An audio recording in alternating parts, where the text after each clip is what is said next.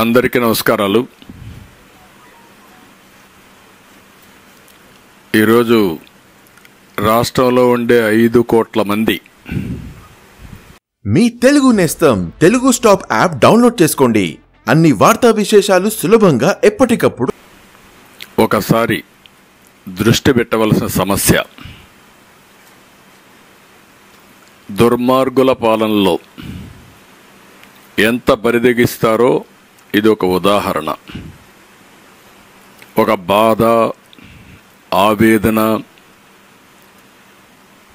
ఈ రాష్ట్ర యువత పట్ల నా యొక్క ఏ విధంగా చెప్పాలో చెప్పలేను.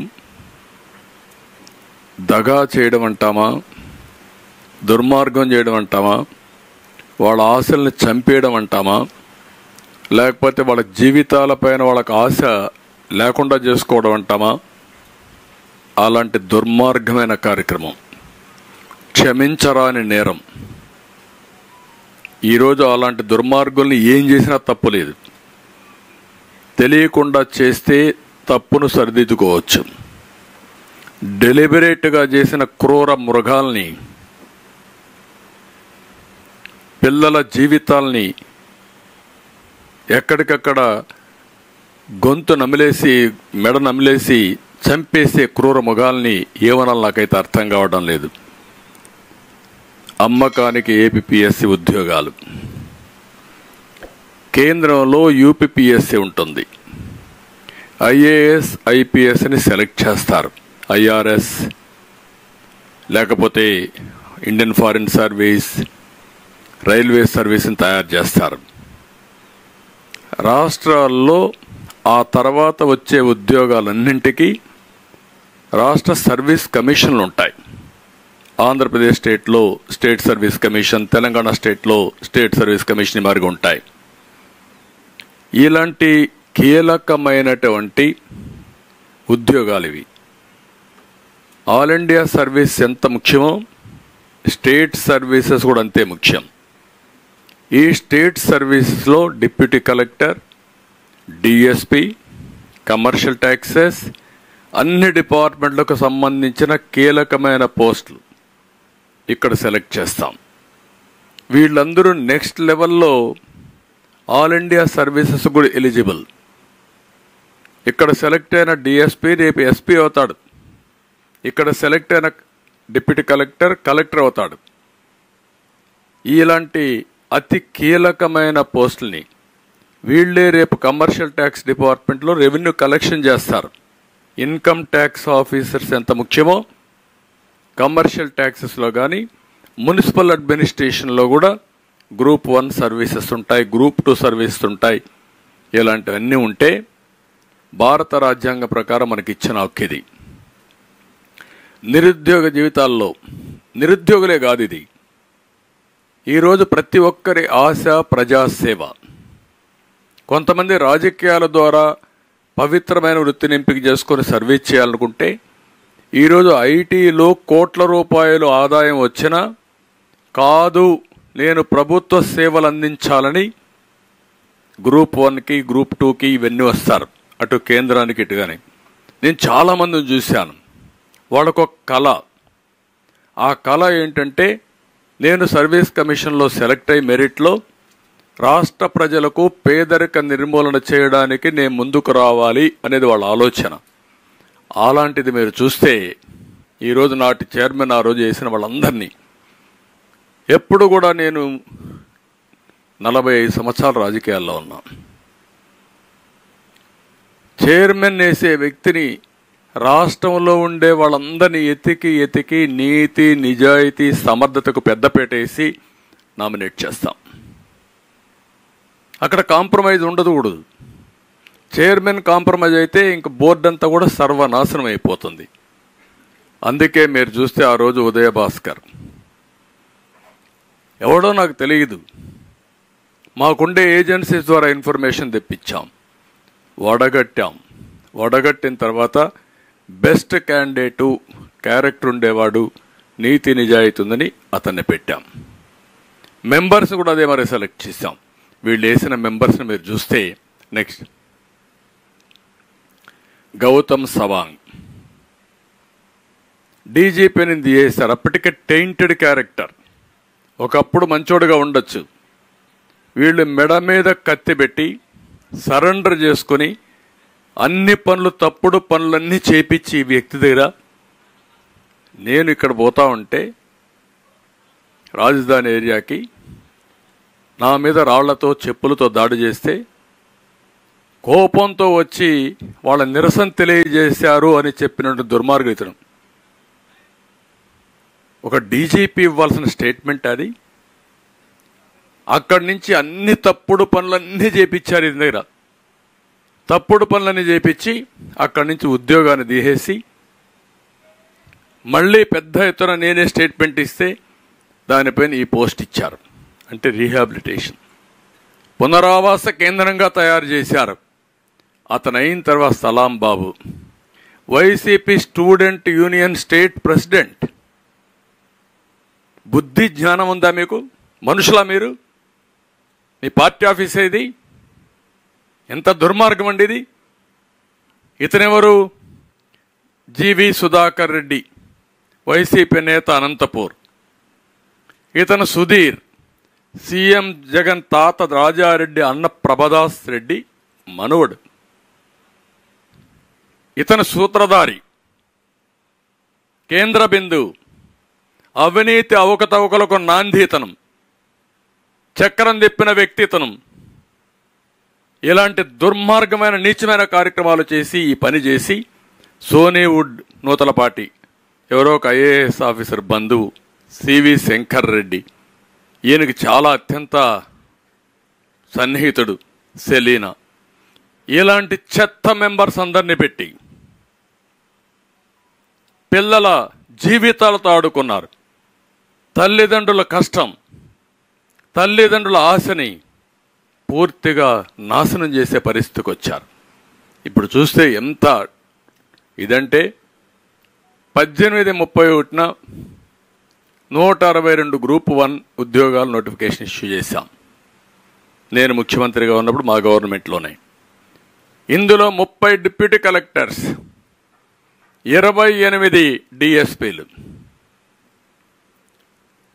వైసీపీ పాలనలో ప్రిలిమ్స్ ఎగ్జామ్ జరిగింది 27/5/2019. మెయిన్స్ ఎగ్జామ్ 14/21 డిసెంబర్ 2020లో జరిగింది. ఇక్కడి నుంచి ప్రారంభించారు. అంటే అంతవరకు ఉన్న సాంప్రదాయాలన్నిటికీ తిలోదకాలు ఇచ్చేశారు. అక్కడి నుంచి మీరు చూస్తే నోటిఫికేషన్ విరుద్ధంగా మాన్యువల్ మూల్యాంకనం కాకుండా డిజిటల్ చేశారు. రాజ్యాంగంలో మనం చట్టాలు చేస్తాం. ప్రతి ఒక్క అధికారికి అధికారం లేదు వైలేట్ చేయడానికి. చట్ట ప్రకారం పనిచేస్తే ఉంటారు, లేకపోతే వాళ్ళకి శిక్ష పడాలి. అవసరమైతే ఇలాంటి దుర్మార్గులందరినీ జైల్లో పెట్టి శాశ్వతంగా పనిష్ చేస్తే తప్ప ఈ పిల్లల భవిష్యత్తు బాగుపడదు. మొదట ఇతను వస్తే డిజిటల్ వాల్యుయేషన్ చేశారు. అభ్యర్థులు కోర్టును ఆశ్రయిస్తే 3 నెలల లోపల మాన్యువల్ ఇచ్చేయమని జస్టిస్ సోమయాజులు తీర్పిచ్చాడు. అది కూడా 21 అక్టోబర్ 1న. ఎంత కష్టపడ్డారో నేను చూశాను ఆ స్టూడెంట్స్ని, నిరుద్యోగుల్ని. పిల్లర్ టు పోస్ట్ తిరిగారు, రాజకీయ పార్టీలు అందరి దగ్గర తిరిగారు, మీడియా దగ్గరకు వచ్చారు. వాళ్ళు చందాలు వేసుకున్నారు అడ్వకేట్ కోసం.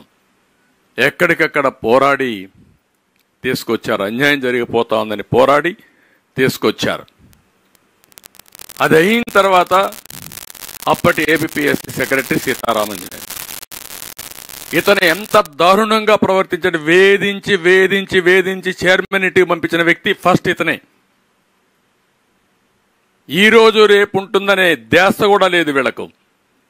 అక్కడి నుంచి 21 డిసెంబర్ 5న మార్చి 20 వరకు మంగళగిరిలో హాయ్లాండ్లో మాన్యువల్ వాల్యుయేషన్ కోసం ఇతనే ఆర్డర్స్ ఇచ్చాడు.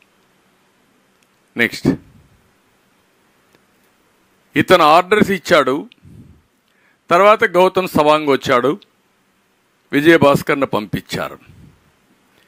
ఇక్కడికి వచ్చిన తర్వాత 2020 డిసెంబర్ ఫిబ్రవరి మాన్యువల్ వాల్యుయేషన్ ఫలితాలు తొక్కిపెట్టి గౌతమ్ సవాంగ్ చైర్మన్ అయిన తర్వాత మళ్ళీ వాల్యుయేషన్ చేయించాలి అనే దురాలోచనకు తెరలేపారు. వాల్యుయేషన్ అయిపోయింది. వాల్యుయేషన్ అయిపోయిన దాన్ని రహస్యంగా దాచిపెట్టి మళ్ళీ రెండో వాల్యుయేషన్ చేయాలని ఈ ప్రబుద్ధుడు గవర్నమెంట్కి రికమెండ్ చేశాడు, నిర్ణయం చేశాడు. అక్కడి నుంచి ఏపీపీఎస్సీ 39 మొదటిసారి వాల్యుయేషనే, అంటే ఇక్కడ మీరు గుర్తుపెట్టుకోవాల్సిన డిజిటల్ వాల్యుయేషన్ చేయడం తప్పు, అది మొదటి వైలేషన్. డిజిటల్ వాల్యుయేషన్ చేసిన తర్వాత మాన్యువల్ వాల్యుయేషన్ జరిగింది. అది తొక్కి పెట్టి మళ్ళా ఇంకొక వ్యాలిడేషన్, మళ్ళీ మాన్యువల్ వ్యాలిడేషన్ చేశాడు. ఇవన్నీ కూడా ఏ విధంగా దాచిపెట్టారో కోర్టుకు కూడా భయం లేదు వీళ్ళకు. అఫిడవిట్స్ వేస్తే ఎప్పుడో ఒకసారి తగులుకుంటే ఏమవుతా అనే భయం లేకుండా విచ్చలవిడితనంతో తయారయ్యే పరిస్థితి వచ్చారు. ఆ ఎవిడెన్స్ ఇప్పుడు నేను ప్రూవ్ చేస్తాం. నెక్స్ట్ ఇక్కడ చూడండి, రెండో వాల్యుయేషన్ జరగలేదని కోర్టుని మిస్లీడ్ చేశారంటే బరి తెగించిన ఉగ్రవాదులు వీళ్ళు. లెక్కలేనితనం. ఎప్పుడైనా ఒక చిన్న తప్పు చేయాలంటే మన ఆత్మ మనకు సహకరించదు, ఘోషిస్తూ ఉంటుంది, నువ్వు తప్పు చేస్తున్నావు, ఎప్పుడో దొరుకుతావని. బరి దిగించారు. బరి దిగించి ఈరోజు మీరు చూస్తే 2020 డిసెంబర్ 22 ఫిబ్రవరి వాల్యుయేషన్ జరిగిన ఆధారాలు. వాల్యుయేషన్ జరగలేదని చెప్పారు, అవి కూడా చూపిస్తాను నేను మీకు. ఇక్కడ చూస్తే డేటా టెక్ మెథడెక్స్కి సీతారామన్ లేఖ రాశాడు. ఏమని రాశాడు? ఇది డేట్ కూడా ఇక్కడ క్లియర్గా ఉంది. అవన్నీ మీరు చూసినప్పుడు 25/11/2021.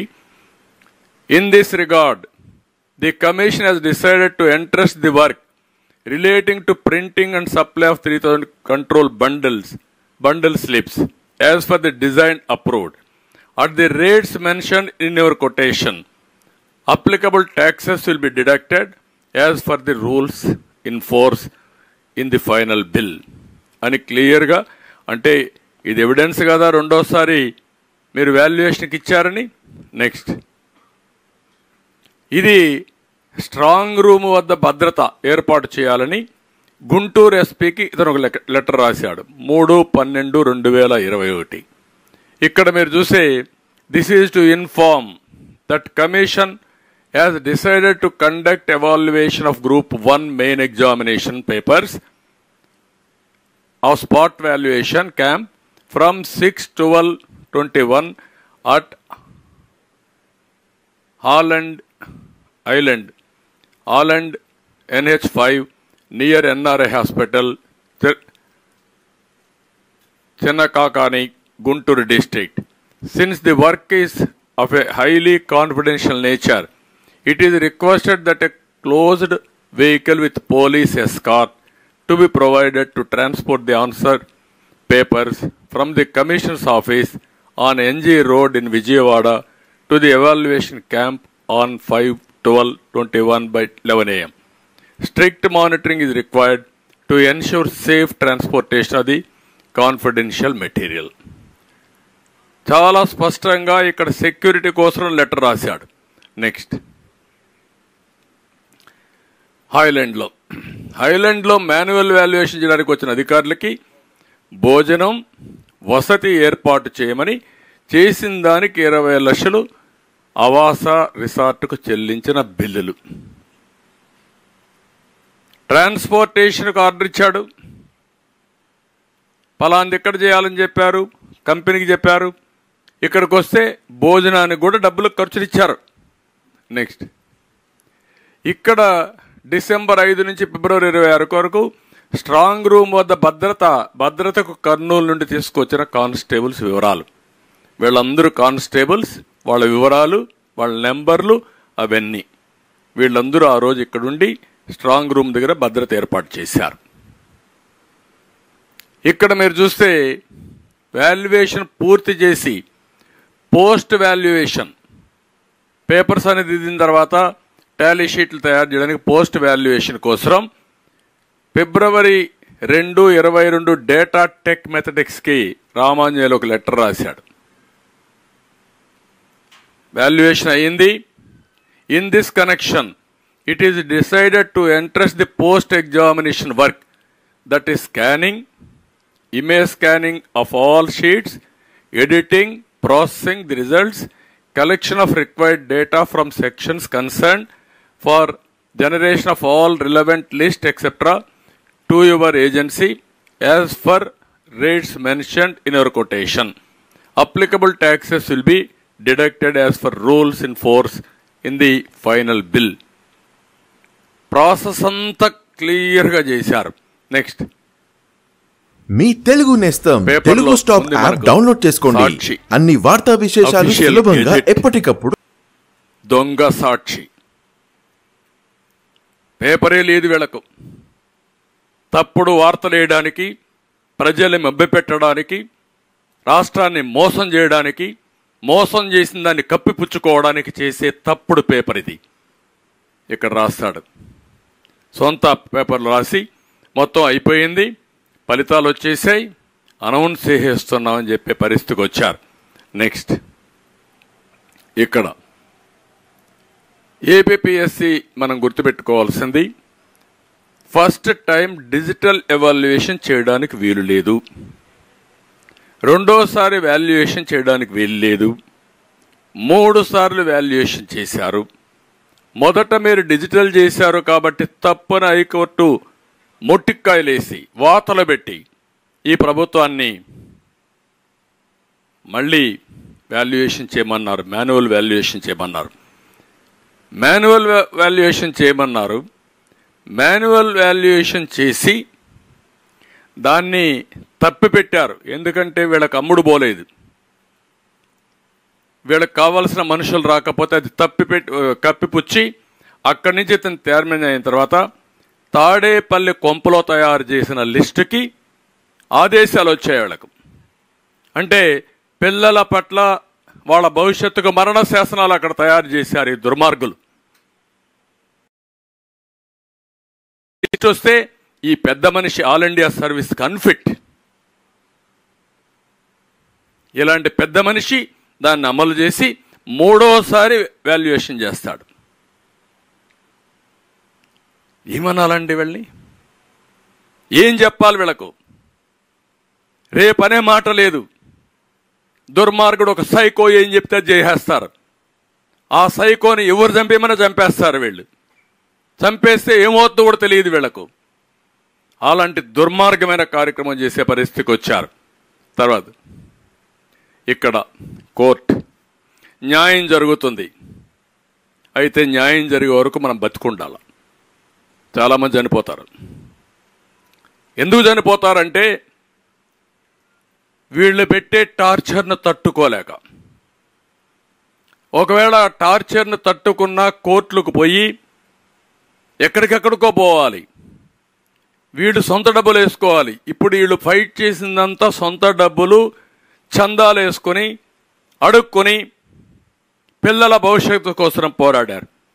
గవర్నమెంట్ ప్రజల ట్యాక్సెస్ని ద్వారా వచ్చిన డబ్బుల్ని కోట్ల రూపాయలు ఖర్చు పెట్టి ఢిల్లీలో ఎక్కడుండే మేధావుల అడ్వకేట్స్ అందరినీ తీసుకొచ్చి వీళ్ళని నాశనం చేయడం కోసం ప్రయత్నం చేస్తారు.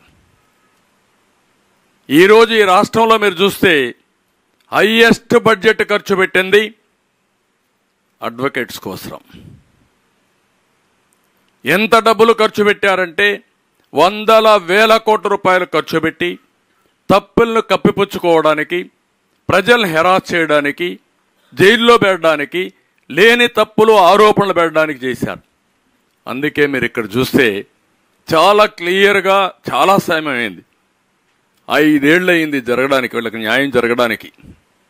నిరంతరం పోరాడారు. అందరిదే తిరిగారు. నా దగ్గరికైతే ఒక 5-10 సార్లు వచ్చి ఉంటారు. ఓసారి నేను కూడా బిజీలో ఉండి మమ్మల్ని మేము కాపాడుకోలేకుండా ఉంటే ఓసారి చూద్దాం చేద్దామని కూడా చెప్పిన సందర్భాలు నాకు గుర్తున్నాయి.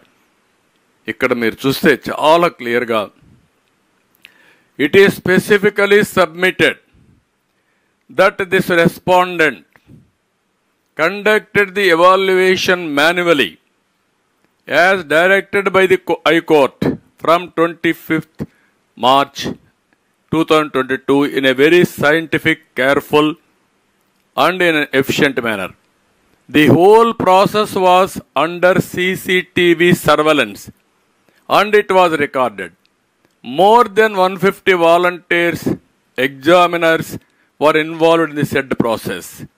Really, if any earlier manual evaluation took place as alleged by the petitioner, it is not as if this respondent can hide such an exercise of such magnitude. ఉరేసుకొని చావాలి వీళ్ళు ఈ అవమానానికి, ఈ సిగ్గుకి, వీళ్ళు చేసిన తప్పుకి. నెక్స్ట్ రెండోసారి, there is no other earlier manual evaluation as alleged by the petitioners between December 21 and January 22. Only one manual evaluation was done and the results were declared on 26/5/2022. For making such a bald and baseless allegation, there is no material produced by the petitioners. Next ఇక్కడ వీళ్ళు చెప్తూ క్లియర్గా, group 1 main examination notification number 27/2018 was not fair and not legitimate due to the conduct of respondent 1 and 2. The procedure adopted by them for valuation of answer script of candidates who appeared for group 1 examination, when the rules do not permit first digital, second and third valuation of papers for second or third time is impermissible and it is in violation of Rule 3(9) of the rules. On account of such second or third violations, there is possibility of eliminating qualifying and meritorious candidates and to select the candidates of respondent 1 and 2 to face the oral interview and select them finally. అందుకే చెప్పారు, therefore any further evaluation may be need చెప్పి next క్లియర్గా, as the process of evaluation of group 1 answer scripts itself is irregular, illegal, contrary rules 3(9) of the APPSC rules and do not entitle to claim equities in view of the affidavit obtained by respondent 1 and 2 as per the directions of this court. Therefore, it is appropriate to issue a direction to respondents 1 and 2 to conduct group 1 examination for notification 27/2018 afresh, giving at least 2 months' time to the candidates and to complete the process and selection within 6 months from the date of receipt of this copy orders. ఇది మీరు అర్థం చేసుకుంటారు. ఏం చెప్పాల, ఇంత clear cut evidence ఉంటే కూడా బరిదెగించి మాకు ఏమీ దిక్కులేదు, బాబాయిని గొడ్డలు పెడితే లేపాం, మేము అరెస్టులు కాకుండా కాపాడుకున్నాం, కోడికత్తి డ్రామాలు ఆడాం, రాష్ట్రంలో రిసోర్సెస్ అన్ని దోచేసుకున్నాం, హైకోర్టు చెప్పింది ఇసుక ఎంత రేటుకు అమ్ముతున్నారు, మేము చెప్పినా వినడం లేదనే పరిస్థితి వచ్చారు. అలాంటి దాంట్లో మీరు చూస్తే ఇంత బ్లాటెంట్గా ఆ విద్యార్థులు ఇలాంటివి ఎన్ని జరిగాయో మనకే అర్థం కాని పరిస్థితి. ఇది జరిగితే ప్రభుత్వం అంటుంది, ఇప్పుడు సిగ్గన ఎగ్గు లేకుండా ఈ ముఖ్యమంత్రికి మేము అప్పీల్ చేస్తామంటాడు. అంటే మీరు అప్పీల్ చేసి ఇంకా 100 కోట్ల రూపాయలు తగలబెట్టి ప్రజల డబ్బులు మీ పెత్తనం చేస్తే మిమ్మల్ని శ్మశానానికి సాగనపడానికి ప్రజలు సిద్ధంగా ఉన్నారు. గుర్తుపెట్టుకోండి, వార్నింగ్ ఇస్తున్నా నేను. ఎంతమంది జీవితాలు నాశనం చేస్తారు మీరు? ఆడుకుంటారా మీరు? అంటే మీకేం భయం కూడా లేదు. ఇంత బ్లాటెంట్గా మిస్యూజ్ జరిగిన తర్వాత, సెకండ్ వాల్యుయేషన్ జరిగిన తర్వాత, జరగలేదని కోర్టులో అఫిడవిట్ వేసిన తర్వాత మీరు కప్పిపుచ్చారు, ఇది చెల్లదని హైకోర్టు చెప్పిన తర్వాత, మీకు వాతలు పెట్టిన తర్వాత ఇంకా నువ్వు మాట్లాడతావా? ముఖ్యమంత్రిగా పరిపాలించడానికి నీకు అర్హత ఉందా? నీ ప్రభుత్వానికి ఒక్క రోజు కంటిన్యూ కావడానికి అర్హత ఉందా మీకు? ఈ రాష్ట్రంలో యువత భవిష్యత్తును ఆడుకున్న మీరు, నీచంగా ప్రవర్తించిన మీరు ఇంకా కూడా బుకాయిస్తారా? మీరు ఎవడికి బుకాయిస్తారు అంటే మమ్మల్ని అందరినీ కేసులు పెడతాను బుకాయిస్తారు. అంతే కదా మీరు చేసే పని, తప్పుడు పని. ఇలాంటి దుర్మార్గుల్ని ఏం చేయాలని ఆలోచించాల్సిన అవసరం ఉంది ప్రతి ఒక్కరు కూడా. బాధ ఆవేదనతో చెప్తున్నా. మొన్నే నేను ఇక్కడే మీరు చూశారు, కళలకు రెక్కలనే కార్యక్రమాన్ని ప్రారంభించాం. ఆంధ్రప్రదేశ్లో ఉండే యువత ప్రపంచాన్ని జయించే పరిస్థితికి వచ్చారు. ఆంధ్రప్రదేశ్లో మాత్రం అనునిత్యం బాధతో ఆవేదనతో కుంగి కుసించిపోయే పరిస్థితికి వచ్చారు. అంటే ఇక్కడి నుంచి పారిపోవాలి, ఇక్కడ లేకుండా ఈ రాష్ట్రంలో అప్పుడే వాళ్ళకి భవిష్యత్తు. అంత దుర్మార్గంగా చేసే పరిస్థితికి వచ్చారు. ఇప్పుడు అందుకే మేము కోరుతున్నాం, ఇలాంటి టెయింటెడ్ ఆఫీసర్స్ ఒక్క నిమిషం కూడా ఉండడానికి వీలు లేదు. ఒకటి, ఎవరైతే దీనికి అయ్యారో వాళ్ళందరిపైన కేసులు పెట్టాలి, సిబిఐకి ఇవ్వాలి, వీళ్ళని శిక్షించాలి, సివియర్గా కూడా శిక్షించాలి. ఇది తెలియకుండా జరిగిన టెక్నికల్ పాయింట్ కాదు, తెలిసి డెలిబరేట్గా పిల్లల జీవితాలతో ఆడుకున్న దుర్మార్గుల కథ. వాళ్ళు ఇమ్మీడియట్గా పనిష్ చేయాల్సిన అవసరం ఉంది. జైల్లో పెట్టినా కూడా వాళ్ళ యొక్క బాధ తగ్గదు. ఆ కుటుంబాలు, ఎన్ని కుటుంబాలు నాశనం అయిపోయినాయి, వాళ్ళ తల్లిదండ్రులు ఎంత బాధపడతారు, ఎంత కష్టపడి కూలి పనులు చేసుకుని పిల్లలు ఒక డిఎస్పీ అయితే, ఒక ఎస్పీ అయితే, లేకుంటే ఒక మనం డిప్యూటీ కలెక్టర్ అయితే చూడాలని ఆ తల్లిదండ్రుల కోరిక. వాళ్ళందరినీ నాశనం చేశారు మీరు. అలాంటి దుర్మార్గానికి మీరు ఇది చేసే పరిస్థితికి వచ్చారు. అందుకనే గవర్నర్ ఇమ్మీడియట్గా ఇన్వాల్వ్ కావాలి, ప్రధాన కార్యదర్శి ఇన్వాల్వ్ కావాలి. అలాంటి దుర్మార్గులను అక్కడి నుంచి పదవులోంచి కూడా తప్పించాలి, ఎంక్వైరీ చేయాలి. అదే మరి వీళ్ళు ఎవరైతే చట్టానికి వ్యతిరేకంగా ఎంపికైన డిప్యూటీ కలెక్టర్స్ అందరినీ డిస్క్వాలిఫై చేయాలి. They are no more eligible. చట్ట వ్యతిరేకంగా డిఎస్పీ నియామకం అయితే ఇన్ని అయితే వాళ్ళు ఎవ్వరు కూడా డ్యూటీలో ఉండడానికి వీల్లేదు. ఉన్న పళంగా వాళ్ళందరినీ తీసేయాల్సిన బాధ్యత గవర్నర్ పైన ఉంది, ఎన్నికల కమిషన్ పైన ఉంది, వీళ్ళందరి పైన ఉంది.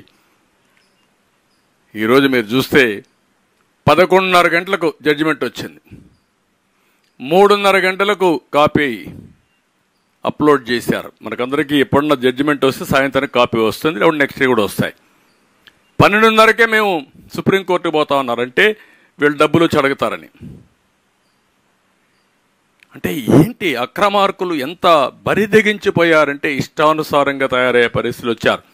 రెండోది, ఎక్కడైనా సరే మీరు ఎగ్జామ్స్ చూడండి, మెయిన్లో ఎన్ని వస్తాయి, ఇంటర్వ్యూలు ఎన్ని వస్తాయని పబ్లిసైజ్ చేసేస్తారు, సర్వీస్ కమిషన్ యూనియన్ కానీ స్టేట్ కానీ. ఇక్కడ మొత్తం చేసే పరిస్థితులు లేరు. దాపరికం ఎందుకు? వీళ్ళు అవకతవకలు చేయడానికి. ఇంకో పక్క మొదటి మాన్యువల్ ఇది అయింది, ఇప్పుడు రెండోసారి చేశారు. అంటే మొత్తం ఫస్ట్ మాన్యువల్లో అయిన వాళ్ళు మెరిట్ ఉంటారు, వాళ్ళు పోయారు. వీళ్ళ పాపానికి రెండోసారి చేసిన వీడు పోయారు, అందరూ పోయారు.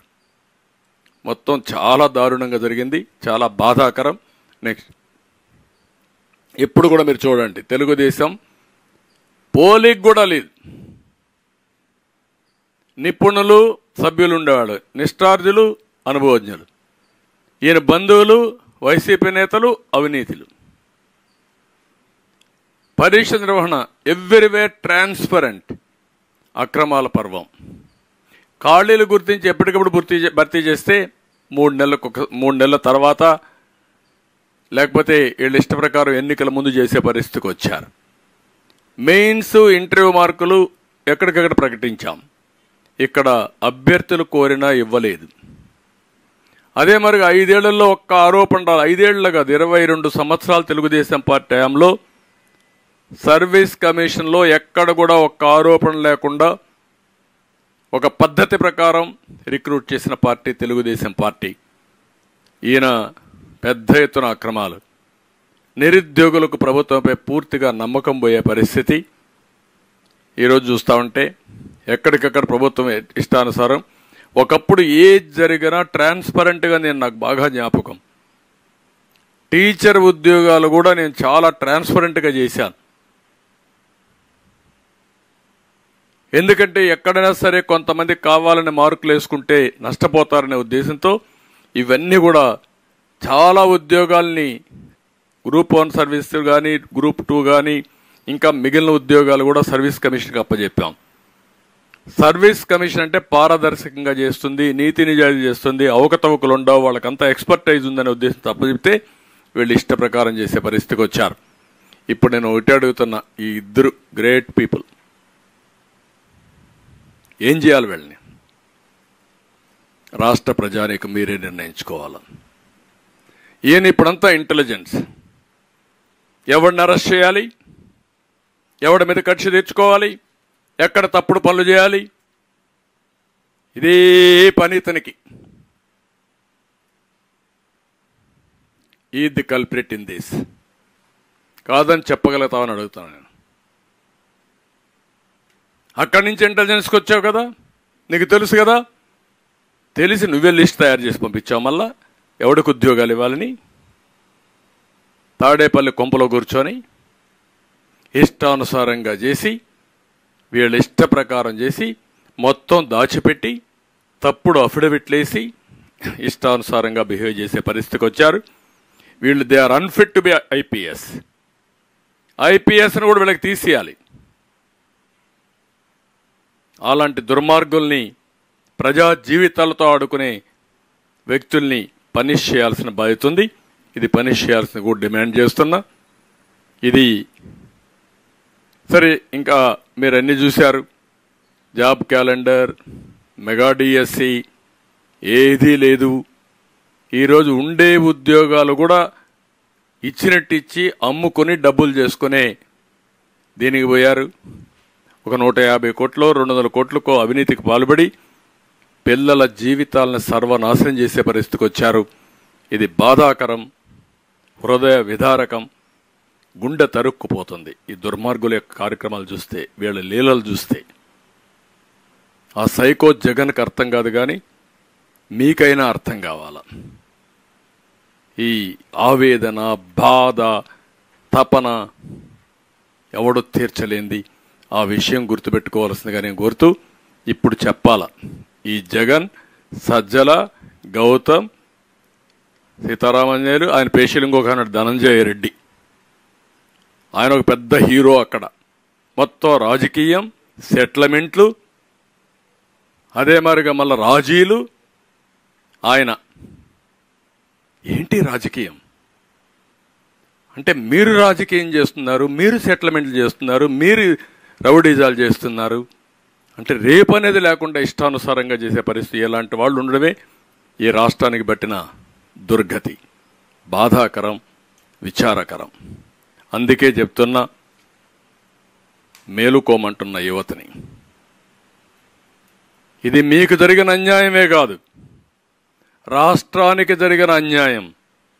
ఈ ఒక్క అన్యాయం కాదు, ఇది 5 ఏళ్లు పోరాడిన నిరుద్యోగులు సాధించిన విజయం, నిరూపించిన సత్యం. ఇది వీళ్ళు 5 ఏళ్లు పోరాడకపోతే ఈ దొంగలు ఎక్కడికక్కడ మేము హీరోస్ కింద మేము అమ్ముకున్నాం, మేమే కరెక్ట్గా చేశాం, మేము ఇంత అఘాయిత్యం చేశాం, కోర్టులో కూడా అఫిడవిట్ వేసాం, మేము హీరోస్ అని సంకలెగరేసుకునేవాళ్ళు. రెండో వాల్యుయేషన్ జరిగిందనే విషయం, అంత డబ్బులు ఖర్చు పెట్టి అన్ని డాక్యుమెంటరీ ఎవిడెన్స్ ఉంటే, కాదు అని చెప్పగలిగే బరిదెగింపు ఉంటే వీళ్ళు ఏమనాలండి? అంటే ఈరోజు మీరు చేసే అన్ని తప్పుడు పనులే కదా, అన్ని ఎదవ పనులే కదా. అతను ఎదవ పనులు చేయమంటే మీరు ఎదవ పనులు చేయడం ఏంటి? మీకు బుద్ధి జ్ఞానం ఉండాలి కదా. ఇంకా నిద్రలేస్తే అబద్ధాలు మాట్లాడడం, ఆ అబద్ధాలని బ్లూ మీడియాలో వేసుకోవడం, సోషల్ మీడియాలో వేయడం, ప్రజల్ని మభ్యపెట్టడం, ప్రజల్ని మోసం చేయడం, ఇలాంటి తప్పుడు పనులు చేసి సహజ వనరులు పోయినాయి. ఇంకొక పక్కన టెక్నాలజీలో పెద్ద ప్రమాదం కూడా ఉంది. ఆ ప్రమాదమే ఇక్కడ ఒక్క విషయంలో మీరు చూశారు, టైటిల్ యాక్ట్లో వచ్చింది. మళ్ళా అంటే ఈ దుర్మార్గులు ఇంట్లో కూర్చొని ఏమైనా మార్చేస్తారు. ఒకప్పుడు ఏదైనా మార్చాలంటే పేపర్స్ మార్చాలి. పేపర్స్ మారిస్తే కొంత కరెక్షన్స్ ఉంటాయి. ఇప్పుడు వీళ్ళ దగ్గరనే పాస్వర్డ్ ఉంటే ముఖ్యమంత్రి గారి ఇంట్లో కూర్చొని ఏది కావాలంటే అది మార్చేయగలుగుతారు. ఇది దుర్మార్గుల చేతుల్లో టెక్నాలజీ ఉంటే ఎంత ప్రమాదమో, ట్రాన్స్పరెంట్గా ఉంటే అంత ప్రయోజనం. ఆ స్టేజ్కి మనం రీచ్ అయ్యాం. ఏముంది, ల్యాండ్ టైటిల్ యాక్ట్ ఇంకొకటి ఉన్నాయి, 22A పెట్టేస్తారు. 22A ఏంటి? Government land. అయిపోయింది నీ పని. ఇంకెవడు కాపాడలేడు మనల్ని. ఇది గవర్నమెంట్ భూమే కాదండి, నాది, మా తాత ఇచ్చాడు, మా ముత్త, ఎవరి దగ్గర చెప్పుతావు, ఎక్కడుంది రికార్డు నీ దగ్గర? ఆ స్టేజ్కి వచ్చేసాం. ఇంతవరకు జరిగిన దౌర్జన్యాలు మనం గుర్తుపెట్టుకోవాలి. రాష్ట్రంలో ఉండే ప్రజలు గుర్తుపెట్టుకోవాలి. మీ తరపున మేము పోరాడుతున్నాం. ఈ మాత్రం ధైర్యంగా మాట్లాడడానికి కూడా చాలామంది సాహసించలేకపోతున్నారు. ఇంకా కడుపు కాలిన వాడు కూడా రోడ్డు మీదకి రాలేకపోతున్నాడు, చెప్పుకోలేకపోతున్నాడు బాధ. ఇది చూసిన తర్వాత నిస్సహాయ స్థితిలో ఆ ఉద్యోగం రాకపోతే ఏ ట్రైన్ కింద పడో లేకుంటే ఏ ఆత్మహత్య చేసుకొని చనిపోవాలి. అది కూడా మళ్ళా ఆ ఆత్మహత్య చేసుకొని చనిపోతే వేరే వాళ్ళు చంపేశారని చెప్పేస్తారు వాళ్ళు. ఇంత నీచులు, పరమ దుర్మార్గులు వీళ్ళు. దానికోసం మీరందరూ కూడా ఆలోచించాలి. రాష్ట్రంలో ఉండే యువత, రాష్ట్రంలో ఉండే తల్లిదండ్రులు, కుటుంబ సభ్యులు, మీ పిల్లల భవిష్యత్తే కాదు మీ భవిష్యత్తు కూడా అంధకారమైంది. అందుకే నేను మొన్న కూడా చెప్పా, ప్రజలు గెలవాలి, రాష్ట్రం నిలబడాలి. ఇది జరగకపోతే ఇంక మనం ఎవరికి భవిష్యత్తు లేదు ఈ రాష్ట్రంలో. మేధావులు, సోకాల్డ్ మేధావులు ఎవరైతే ఆయన సపోర్ట్ చేస్తున్నారో మీ కక్కుర్తి కోసరం, మీ పదవుల కోసరం, ఎంగిలి మెతుకుల కోసం సపోర్ట్ చేయొద్దండి. మంచిది కాదు ఇది. రాజకీయ విద్వేషాలు వేరే, విభేదాలు వేరే. ఇలాంటి దుర్మార్గులను సపోర్ట్ చేస్తే పాముకు పాలు పోసి పెంచారు, పెంచిన తర్వాత కాటేస్తూ ఉంది. ఇంకా కూడా మీరు పంచం చేరితే మాత్రం చాలా ప్రమాదం ఉంటుంది. ఈ రాష్ట్రాన్ని కాపాడుకోవడానికి ప్రతి ఒక్కరు ముందుకు రావాల్సిందిగా అందరినీ కోరుతాను. Thank you.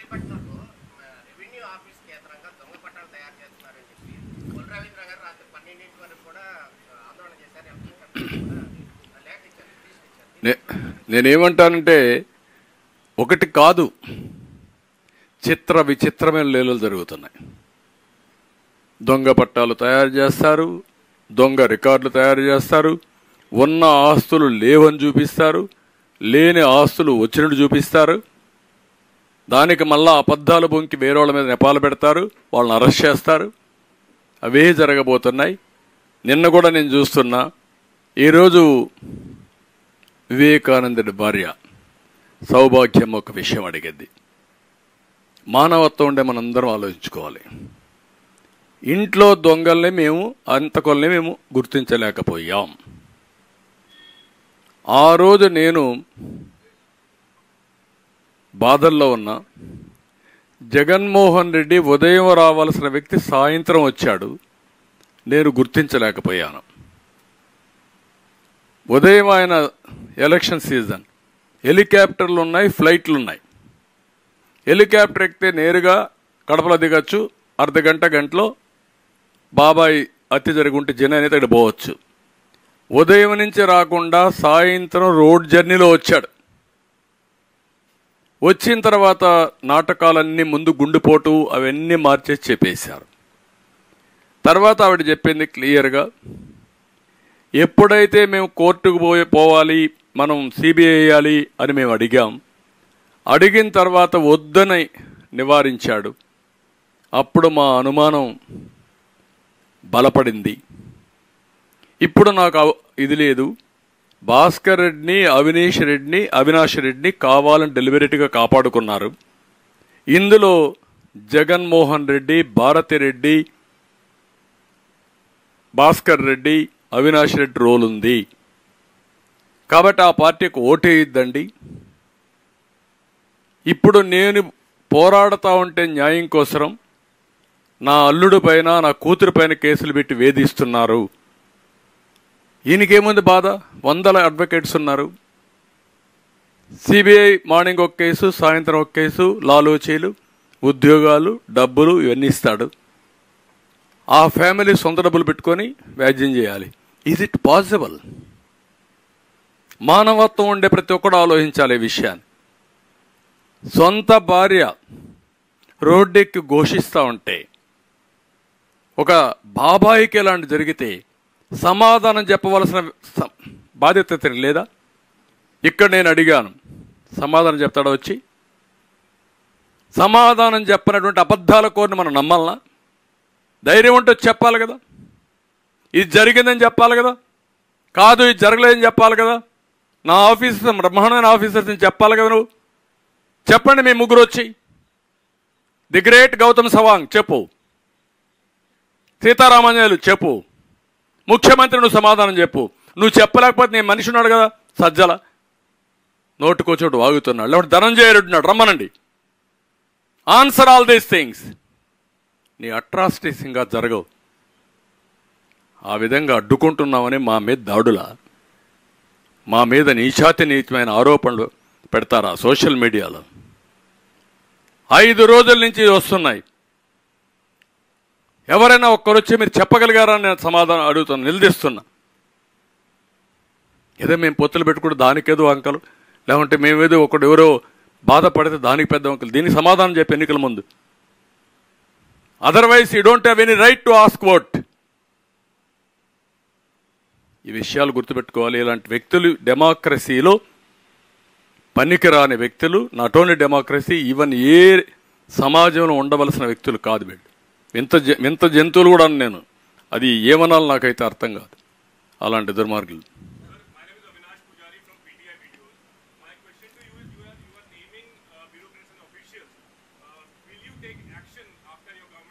Not only taking action, according to law, everybody will be punished. Issue is not that. What about Jagan Mohan Reddy? You are the culprit. You answer this. You cannot play with the people's lives. That too unemployed. It is a blatant scam designed by Jagan Mohan Reddy and his team. They have to answer now. Come out and answer to the unemployed. They are asking. They don't have voice. I am here to raise my voice on behalf of unemployed youth and also parents of the victims. One more question to you. Many properties have been mortgaged by the AP government. What would you like to say about that? No, only leftover tomorrow, AP should be mortgaged or he will sell away Andhra Pradesh. Now already bankrupt. Debt is 12 lakh crores. Nobody is giving money. Now he is mortgaging MRO office, health center, Raitu Bazaar, all these offices. Now, even for future liquor income, prospective income of liquor is mortgaging. You can imagine. He is a blatant liar. And also what he say, he won't abide even one sentence of it. Earlier he told very clearly, I will prohibition I will go first, then only I will come and vote your vote, ask your vote. Today, he borrowed 25,000 crores by pledging the future income. Can you believe this type of people? What is the right he is having, I am asking. Even prospective future income also he is mortgaging. Existing government properties is mortgaging. Even the unemployed, how he manipulated. That to Group 1 service. Public Service Commission. This is the thing in Andhra Pradesh. Even in all these things, one scam happened in any other state. That is the end of the day of that political party.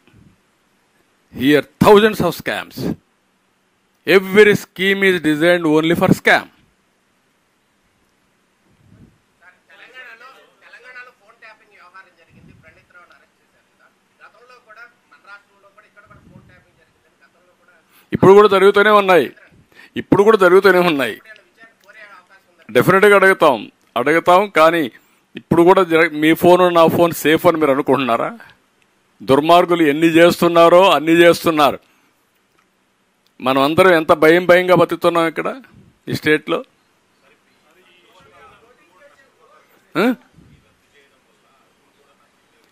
నిజమేనండి, ఏం చేయగలుగుతారు? అర్హులు నష్టపోతారు, అనర్హులకు ఉద్యోగాలు వచ్చాయి, ఎవరికి వచ్చాయి తెలియదు. అలాంటప్పుడు ఇప్పుడు జరిగేది ఏంటి?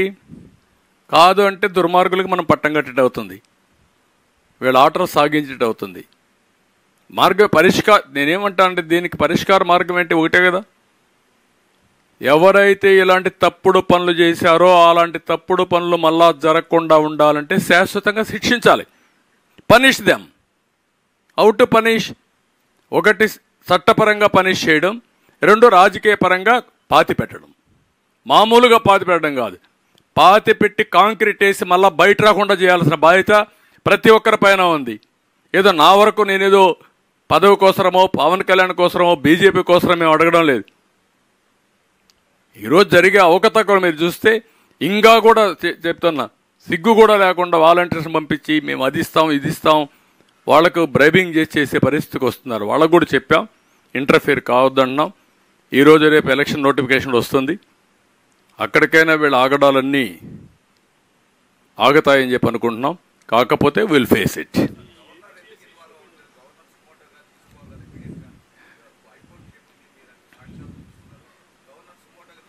తీసుకోవాలి. అందుకే రేపు వెళ్తాం, మేము కూడా గవర్నర్ దగ్గరికి వెళ్తాం, ఆయనకు కూడా చెప్తాం. అంటే వీళ్ళు ఏం చెప్తారో, నేను బాగా బ్రహ్మాండంగా చేశాను, జడ్జెస్కి వాళ్ళకి తెలియదు న్యాయం చెప్పడం, నేను రాసిస్తే వాళ్ళు రాసి అదే చదివితే వాళ్ళు న్యాయం బ్రహ్మాండంగా చేసిన వాళ్ళు అవుతారు, కాబట్టి ఇక్కడ ఉండే హైకోర్టు లాభం లేదు, నేను సుప్రీంకోర్టుకి పోతానంటాడు. ఎక్కడికి పోతున్నాం మనం? దీనికి పనిష్మెంట్ ఏంటి? ఎన్నిసార్లు కోర్టులు ముట్టికాయలు వేశారు, ఎన్నిసార్లు కోర్టులు వాతలు పెట్టాయి. ఒక వాత పెడితే సిగ్గుండేవాడైతే రాజీనామా చేసి పారిపోతారు, నిద్ర రాదు. వీళ్ళకేముంది? సిగ్గు ఎగ్గు ఏమీ లేదు. నువ్వేం మాట్లాడు. ఇప్పుడు ఇంకొక ఆయన వస్తాడు, నన్ను బూతులు తిడతా వస్తాడు. ఆ బూతులు అర్థం చేసుకోలేకుండా ప్రజలు అందరూ ఊటే అనుకుంటున్నా, నాకు చేతగానట్టు బూతులు తిట్టలేదు. ఆ వల్గర్ లాంగ్వేజ్ నాకు రాదు, కఠినంగా మాట్లాడతాను, గట్టిగా ఉంటాను తప్ప ఇలాంటి తప్పుడు పనులు చేయడం నా జీవితంలో ఎప్పుడు చేయలేదు. తప్పుడు పనులు చేసి సమర్థించుకోవడానికి బూతులు తిట్టడం అంతకంటే నాకు రాదు. అది ఫ్రస్ట్రేషన్లో చేసే ఏదో పనులు.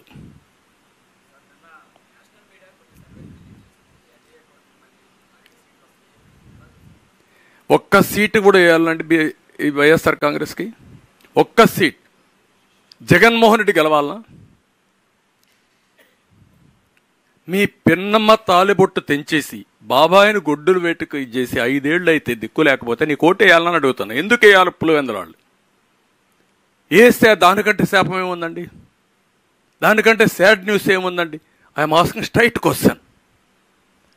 మీరైతే వేస్తారా? నీ బాబాయిని నువ్వే చెప్పేస్తావా? అందుకే నేను అడుగుతున్న, రాష్ట్ర ప్రజానీకాన్ని ఎందుకు పెట్టుకున్నాం పోతా అంటున్నారు. రాష్ట్రాన్ని కాపాడడానికి, భావితరాల భవిష్యత్తు కోసం. మళ్ళీ ఇలాంటి దుర్మార్గులు నరహంతకులు వస్తే ఈ రాష్ట్రం దిక్కుండదు, ఎవరికి రక్షణ లేదు, ఆడబిడ్డలకు రక్షణ లేదు. ఎక్కడ చూసినా గంజాయి, లిక్కరు, రౌడీజం, డబ్బులు, కబ్జాలు, ఆస్తులకు రక్షణలా, మానానికి శీలానికి రక్షణలా, ఆడబిడ్డలకు రక్షణలా, ధైర్యంగా రోడ్డు మీద తిరిగి వస్తాం ఇంట్లోకని నమ్మకంలా. 14 సంవత్సరాలు ముఖ్యమంత్రిగా పనిచేసిన నాలాంటి వాడికి రక్షణ లేకపోతే ఎవరికి రక్షణ ఉంటుందండి ఈ రాష్ట్రంలో? ఈ విషయం మనం గుర్తుపెట్టుకోవాలి. అందుకే 20 ఇచ్చారంటున్నారు మీరు. 20 ఇస్తే నేను హ్యాపీగా లేదు. అతనికి డిపాజిట్ రాకూడదు, ఆ పార్టీ ఉండకూడదు ఈ రాష్ట్రంలో. ఏ నాయకుడన్నా ఉండేయండి, తప్పులేదు, నేను ఐఎమ్ నాట్ బాదర్డ్. ఇలాంటి అర్హత లేని వాళ్ళు రాజకీయాల్లో ఉండడం ఈ రాష్ట్రానికి, ఈ దేశానికి అరిష్టం. అదే నేను చెప్పేది, మీరు గుర్తుపెట్టుకోవాలి. ఎవడన్నా పని చేస్తే కూడా మీరు ఎవరన్నా ఇంకా ఇది చేస్తే అది ఈ రాష్ట్ర కర్మ, మీ కర్మ కంటే రాష్ట్ర కర్మ అది.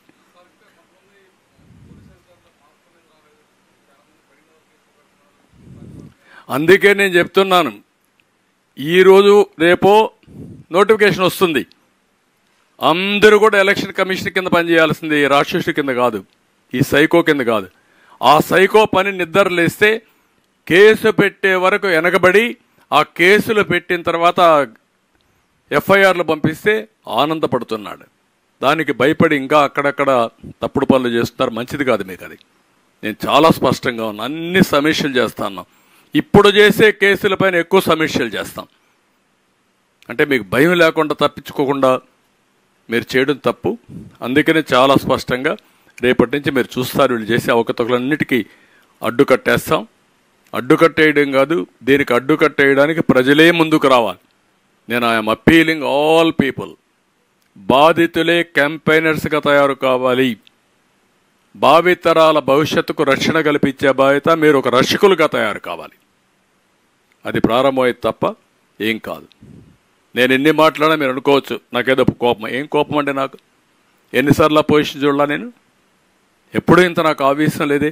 ఇది మీరు చెప్పండి, ఒక్క స్కామ్ మీరు చెప్పండి. ఐఎమ్ ఆస్కింగ్ స్టేట్, ఎవిడెన్స్ ఉందా లేదా దీంట్లో? ముఖ్యమంత్రి వచ్చి మాట్లాడాలం లేదా?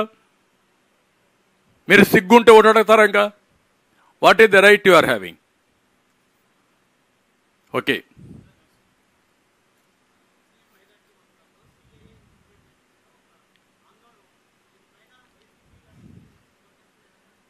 ఏది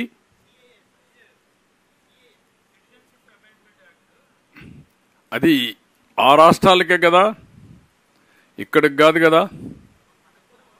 కాదమ్మా, ఉంది. కానీ అందరం కూడా ఏ దేశానికి పోయినా ఇప్పుడు మనం దుబాయ్ పోతే ఇది లేదా, సిటిజన్షిప్ లేదా?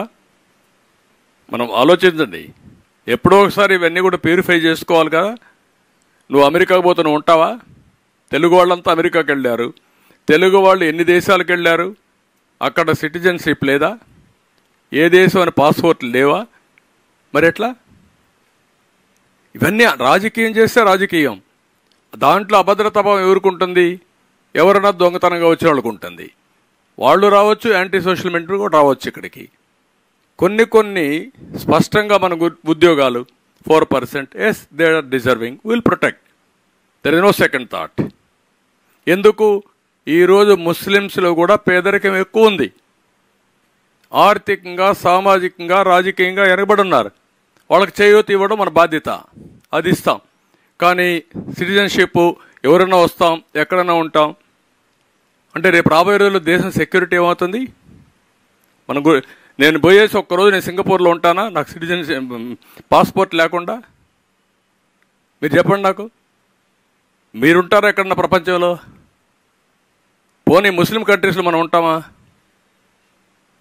హిందూ కంట్రీస్ అని కాదు, క్రిస్టియన్ కంట్రీస్ అని కాదు, ముస్లిం కంట్రీస్ అని కాదు, ఎక్కడైనా సరే సిటిజన్షిప్ అనేది ట్రాన్స్పరెంట్గా ఉంటుంది.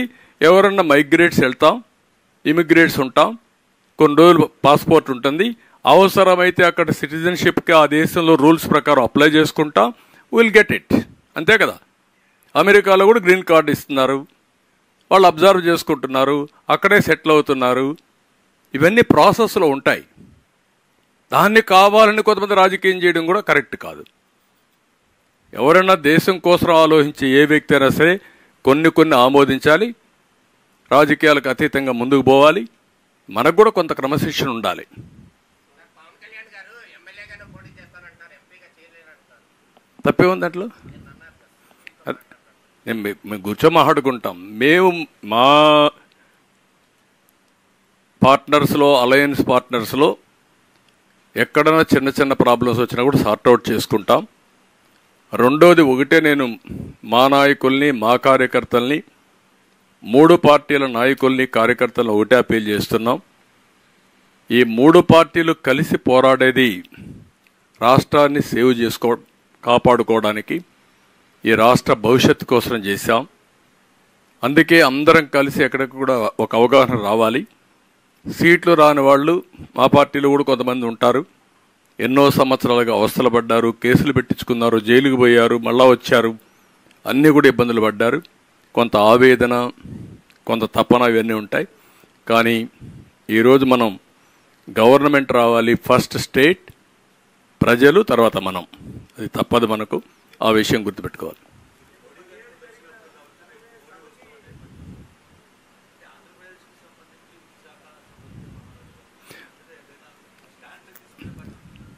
నేనేమంటానంటే మీరు గుర్తుపెట్టుకోవాల్సింది 2014-19 ఆంధ్రప్రదేశ్లో పనులు కాలేదా? ఎక్సెప్ట్ స్పెషల్ స్టేటస్ తప్ప అన్ని పనులు కాలేదా? అయ్యాయి కదా. అమరావతి డబ్బులు ఇచ్చారు కదా, రైతులకు క్యాపిటల్ గెయిన్స్ ఇచ్చారు కదా, పోలవరం ప్రాజెక్ట్ డబ్బులు వచ్చాయి కదా, అన్ని ప్రాజెక్టులు రోడ్లన్నీ వేసాం కదా, ఎడ్యుకేషన్ ఇన్స్టిట్యూషన్స్ అన్నీ వచ్చాయి కదా, నరేగా డబ్బులు బ్రహ్మాండం ఖర్చు పెట్టాం కదా, మొత్తం ఇండస్ట్రీ మొత్తం ప్రపంచం అంతా ఇండస్ట్రీ వచ్చింది, కియా మోటార్స్ వచ్చింది కదా, అన్నీ సాధించాం కదా మనం. అప్పుడెప్పుడు కూడా విశాఖపట్నం స్టీల్ ప్లాంట్ విషయం కూడా రాలా కదా. రైల్వే జోన్ కూడా లాస్ట్ మైల్కి వచ్చింది. ఈ 5 సంవత్సరాలు మీరు ఏం చేశారు? వాళ్ళు ఇచ్చిన ప్రాజెక్టులు విధ్వంసం చేశారు. అమరావతి నాశనం చేశారు, పోలవరం ముంచేశారు, లేకపోతే ఇండస్ట్రీస్ని తరిమేశారు. కనీసం నిన్న చెప్పారు వాళ్ళు, విశాఖపట్నం రైల్వే జోన్కు ల్యాండ్ ఇవ్వలేదు కాబట్టి మేము పనులు ప్రారంభించలేని చెప్పారు. సిగ్గేదా మీకు ఇది? ఇంకా ఏం మాట్లాడతారు మీరు? అందుకే ఈరోజు నేను పొత్తు పెట్టుకున్నది. ఎందుకంటే డెఫినెట్గా ఆటోమేటిక్గా ఈ పనులన్నీ అవుతాయి. ఇంకోటి, ఈ పనులు కావడం కాదు, ఈరోజు ఒక రోడ్ మ్యాప్ పెట్టుకొని దేశం ముందుకు పోయే పరిస్థితి వస్తుంది. 2047 వాళ్ళు ఎంత ముందుకు పోవాలి, ఎంత ఫాస్ట్గా పోవాలని వాళ్ళు ఆలోచిస్తే ఈ మహానుభావుడు ఎంత ఎనిక్కి తీసుకుపోవాలనో, ఎంత ఫాస్ట్గా రివర్స్ గేర్లో పోవాలనో పోయే పరిస్థితికి వచ్చాడు. ఇంకా జరగబోయేది యాక్సిడెంటే. ఆ విషయం మీరు గుర్తుపెట్టుకోవాలి. ఏదో కేంద్రం ఇంకా చేస్తుందా? డెఫినెట్గా చేస్తారు. ఆ రోజు ఆంధ్రప్రదేశ్ మీరు గుర్తుపెట్టుకుంటే సమైక్య ఆంధ్రప్రదేశ్లో వాజ్పేయి గారు ప్రధానమంత్రిగా ఉన్నప్పుడు నేను ఆయన్ని మెప్పించాను, అన్ని రిఫార్మ్స్ తీసుకొచ్చాం. ఈరోజు ఆంధ్రప్రదేశ్లో ఒక మంచి సిటీ తెలంగాణలో ఉందంటే హైదరాబాద్, అదొక నమూనా. ఎవరి వల్ల అయింది అది? ఆ రోజు కోalition గవర్నమెంట్లో ఎన్డీఏలోనే జరిగింది. ఈ విషయాలు మనం గుర్తుపెట్టుకోవాల్సిన. ప్రజలకు ఒకటే అప్పీల్ చేస్తున్నా, మీరేదో బీజేపీ మీద సరే ఈ 5 ఏళ్ళు కమ్యూనికేషన్ గ్యాప్తో ఇవన్నిటితో కొంతమందికి కొన్ని రిజర్వేషన్స్ ఉంటాయేమో, కానీ ఎవ్వరికి రిజర్వేషన్స్ ఉండాల్సిన అవసరం లేదు. ఏదైతే 2014-19లో ఇద్దరం కలిసి ఏ విధంగా అయితే అభివృద్ధి చేశామో దానికంటే మెరుగ్గా అభివృద్ధి జరుగుతుంది. నిధులు వస్తాయి, పనులు అవుతాయి. ఆ విషయం అందరూ గుర్తుపెట్టుకోవాలి.